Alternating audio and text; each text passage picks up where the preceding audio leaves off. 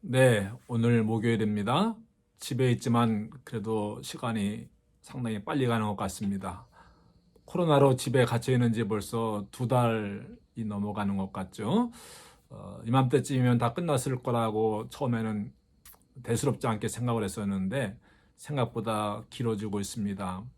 앞으로 한 2달 정도는 더 우리가 고생을 해야 될 것 같은데 지금까지보다 또 앞으로가 더 코로나가 극성을 부릴 거라고 이야기하지 않습니까? 더 우리가 조심을 해야 될 줄로 압니다. 처음에는 뭐 이 모든 상황이 처음 경험하는 거라 당황스럽고 또 어떻게 해야 되나 그랬었는데 이제 2달 정도 지나니까는 어떠세요? 많이 익숙해지셨죠?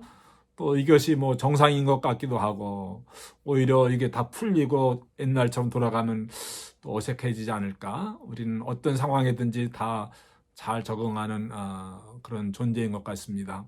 처음에는 교회 가지 못해서 이거 어떻게 하나, 주일날 교회 가지 못하고 집에서 예배드려도 되나 뭐 하더니 요즘은 어떠세요? 그냥 집에서 예배드리는 것도 이제 뭐 자연스러워졌고 이상하지 않고 교회 처음에는 막 가고 싶었었는데 에, 요즘 어떠세요? 지금도 그러세요? 아니면 가나 안 가나 다 그냥 뭐 그렇게 생각이 넣어집니까?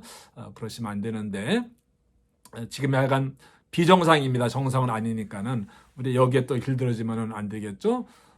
신앙도 마찬가지입니다. 처음에는 더 간절한 마음으로 사모하고 기도하고 하나님 지켜주세요 했는데 또 요즘에는 또 마음이 또 루스해지고 조심도 덜 하게 되고 기도도 또 덜 하게 되고 그러면 안 되겠죠. 예, 끝까지 더 믿음 가지고 주님을 붙들 수 있게 되기를 바랍니다.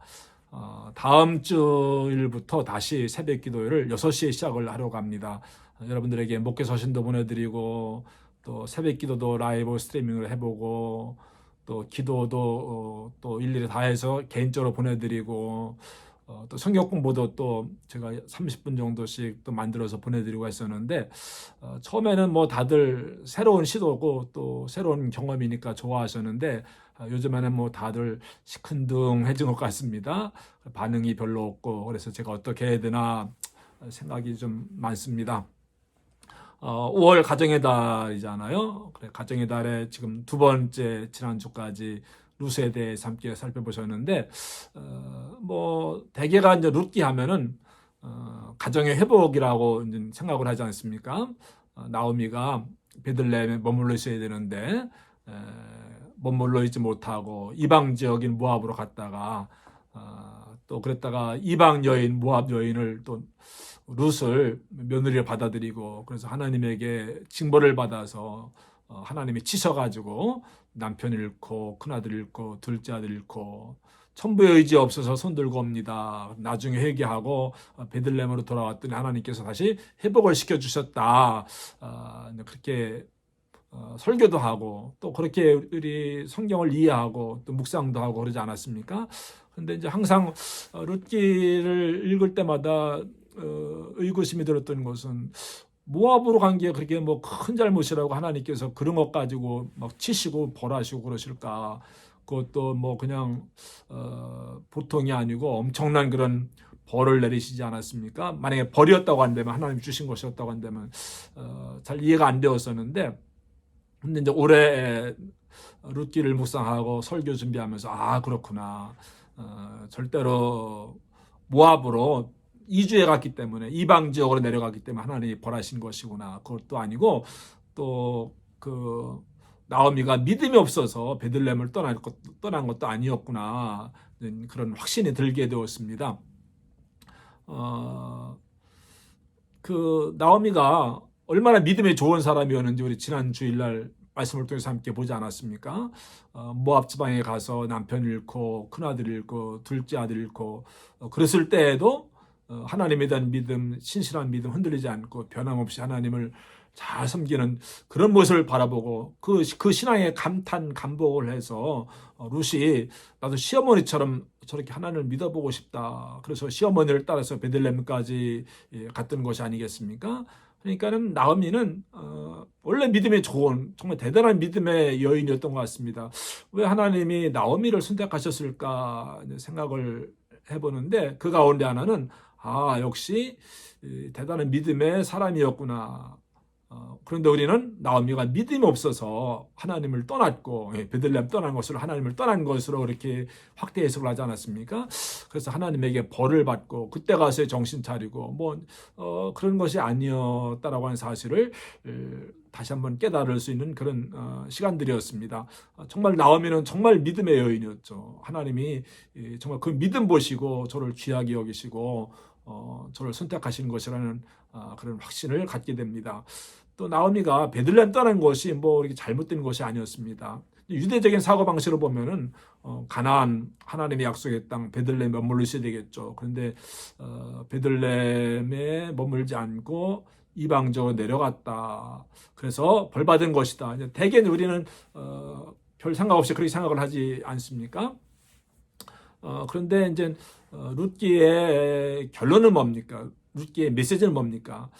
하나님께서 다윗을 통해서 이스라엘 나라를 세우셨는데 그 다윗이 누구의 후손이냐? 그걸 보여주는 거잖아요. 근데 다윗의 그 혈통을 따라 올라가면 누가 있다? 이방 여인 룻이라고 하는 사람이 있다.